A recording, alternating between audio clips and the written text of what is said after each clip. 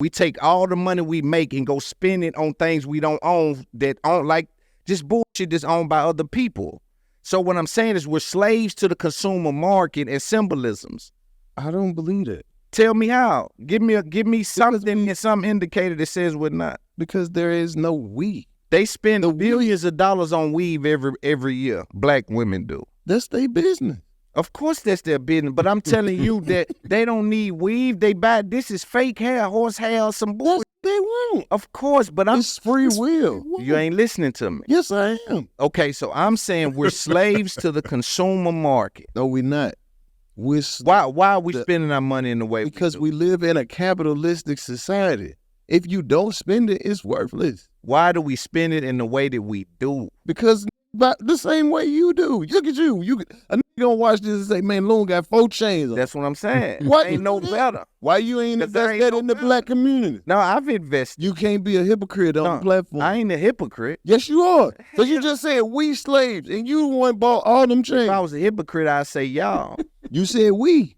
That mean I'm not a hypocrite. Well, that's what I'm saying. Everybody see that? But what I'm saying if I say is, we, that mean I'm not a hypocrite. If I say y'all, that mean I'm separating from y'all. I'm saying I got a Mercedes. I'm a slave to this same shit. I wear the shit. Those are choices that you made. You could have easily not made them choices. Of course. You gonna fuck some of this money off. That's what I'm telling you. Well, why are you yelling at them? Who's yelling? But when you saying we are slaves, people gonna hear that and be like, what the fuck is you talking about? No, they're not. We're not claiming that. Anybody that hears that and says that, they're waste men. What? All right. Loon from the It's Up There podcast had Karlous Miller on there, and they were having a conversation.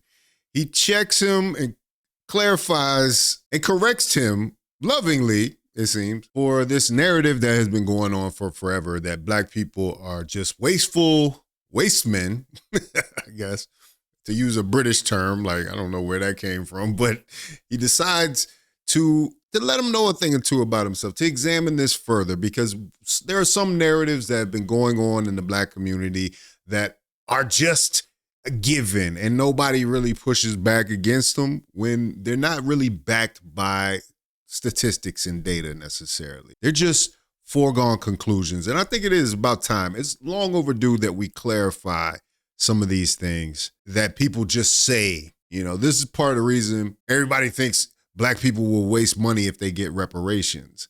It's because of stuff like this. You don't know what black people will do with their money. No, we don't use those terms in America.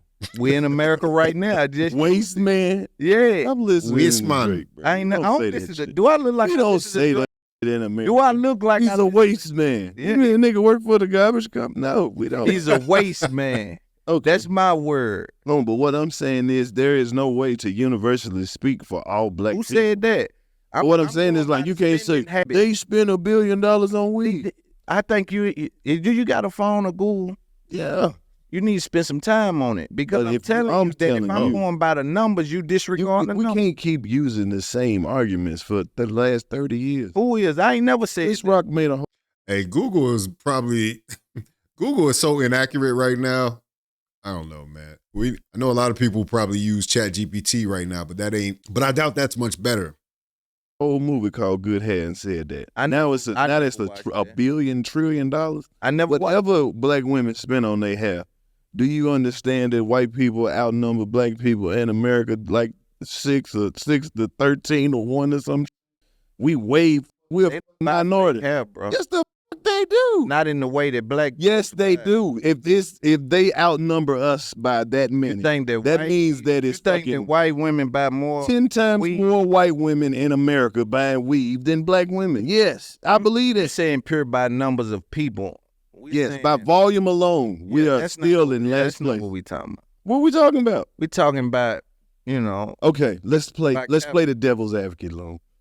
What would happen if black women stopped spending money on weed? What would happen? Well, nothing if they have no direction with what to do, and if us as black men don't accept them with their natural hair. Okay, so if black men stop, we need to stop that narrative too. Why does everybody believe that black men do not accept natural hair? The only thing I've been hearing online regarding women's hair from black men is that they want women with natural hair. They don't want a whole bunch of weave. As a matter of fact, I've never heard a black man say that he wanted a woman with a whole bunch of weave in her head. Now, you'll have some women that'll push back and say, oh, well, they want a woman with long, flowing hair, but that isn't necessarily true. Just because you would prefer to have that positioning, it doesn't mean that that's what black men are asking for. So that's another myth that needs to be busted, that needs to stop being perpetuated.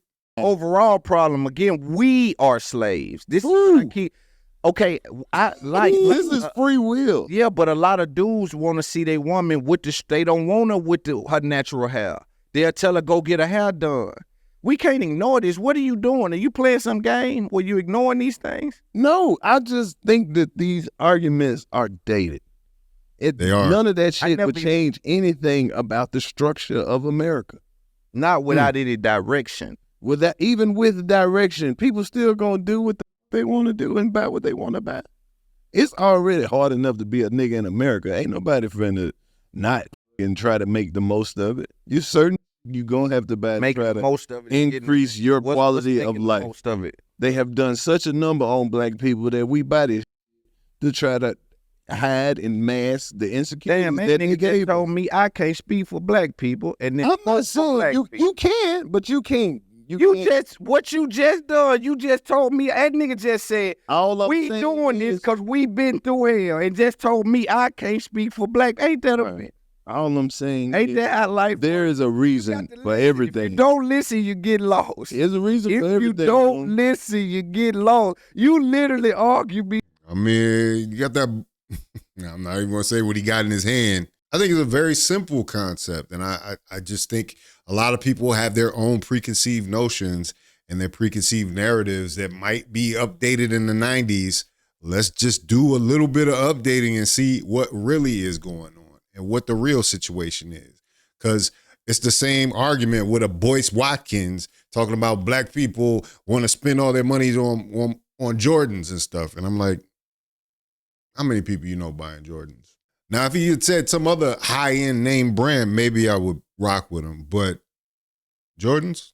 For 7 to 10 minutes that I can't speak for black people, and proceeded to say, when you make a outrageous statement, like what? We slaves? Had some facts from it. Like we slaves? We slaves to symbols. We're not slaves to nothing. Man, we're not slaves to That's weird. How? That's weird behavior. Man, you must don't know the intent. This is a clash of old versus new. This is where Dr. Umar, paging Dr. Umar. You see, when Loon had Dr. Umar on the show, they vibed, you know what I mean? Because they had the same software. But when you have somebody that has a difference of opinion, it's been out here for a while, grown man, I'm sure, successful podcast. Now we need to update the software. That's all. Just update the talking points. Let's talk from a real place. Of what slavery actually is. I ain't slave to a thing. We spend our money like, I say this, let's rephrase that. We spend our money like we're slaves to symbolism. Well, that's because we live in a capitalistic society. If we lived somewhere where where love was the currency, we would be out here loving the fuck out each other. Who says love isn't the currency? Not in this country. Who says that? The people who founded this country on capitalism says that. Once you don't, people living in this as a nigga who been in the streets, but there's a nigga who in media, you don't mix love and money. I don't, but there's people living in this country that is love based. You know why? You're speaking for the whole country. You told me I can't speak. No, for I'm speaking from my little one for black people. My little 166 million. All the same way that I'm sitting here saying shit, there is nothing we can say that can universally apply to all black people. That's what I'm trying to tell you. So especially for the whole country. Right. You see, and so for you to say in the country, this country ain't got no love, it's like, bro, it's some people in this country right now don't care about no Mercedes. They don't give a fuck about a name brand. They don't care about a lifestyle or nothing. You know why? Living in the woods. You know why? Why? Because they can't afford that. You have to act like you don't want. There's people going on Joe Rogan podcasts all the time. There's millionaires that live in the woods just cause. Think of how many people who go on there who just comedians who doing gig to gig though. They go on there hoping to be millionaires. Facts. Right. They're on there for a totally different reason. And they're on there for the reason that most people are on the internet. I just got to be honest. There is a financial incentive for being on the internet, for going viral. And these comedians that go on there will have their ticket sales increase. They'll have more people show up to the show. If they show up on Joe Rogan's show, there's always an angle. I think it's interesting. See why Karlous is so relaxed? He's just doing his podcast and is already successful. He doesn't necessarily need to be on this podcast, but he chooses to be. So that has to be taken. I think his points should be listened to and not dismissed in the way they're being dismissed, you know? But we live in the type of society where you need money to live. Can get the full experience of this shit.